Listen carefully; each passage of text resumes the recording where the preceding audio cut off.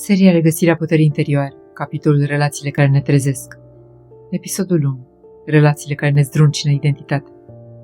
Există relații care par să vină în viața noastră fără avertisment. Nu le căutăm neapărat, nu le planificăm.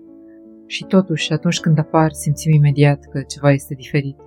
Unele relații sunt liniștite, se dezvoltă încet, ne oferă confort și stabilitate. Dar există și relații care aduc o energie cu totul diferită. Relații care par să atingă direct centrul ființei noastre. Ele nu ne schimbă doar emoțiile, ne schimbă percepția despre noi înșine. În astfel de întâlniri, multe dintre lucrurile pe care le credeam stabile încep să se miște. Rolurile pe care le jucam, imaginea pe care o aveam despre cine sunt, mecanismele prin care ne protejam. Poate că înainte de acea relație te vedeai ca pe cineva foarte controlat, sau foarte independent, sau foarte sigur pe tine. Și apoi apare o persoană care, fără să-și propună neapărat acest lucru, deschide uși interioare pe care nu știai că le ai. Și dintr-o dată, emoțiile devin mai intense, întrebările devin mai profunde, reacțiile devin mai greu de controlat. Uneori apare o apropiere care pare inexplicabilă, alteori apare confuzie sau chiar frică, pentru că aceste relații ating adesea părți ale identității noastre care nu au fost explorate până atunci. Ele pot activa dorința de apropiere, dar pot activa și frica de vulnerabilitate. Pot aduce iubire, dar pot aduce și confruntarea cu propriile răni.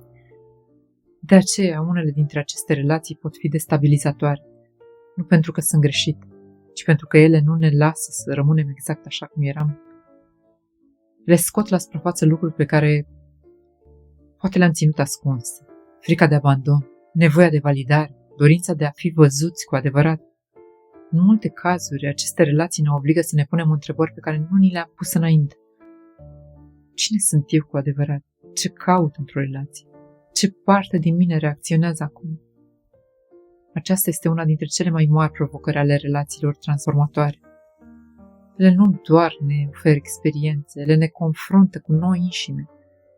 Dar tocmai în această confruntare apare și potențialul de creștere, pentru că atunci când identitatea începe să se miște, apare spațiul pentru ceva nou, pentru o înțelegere mai profundă a propriei naturi, pentru o conexiune mai autentică cu ceea ce simțim cu adevărat.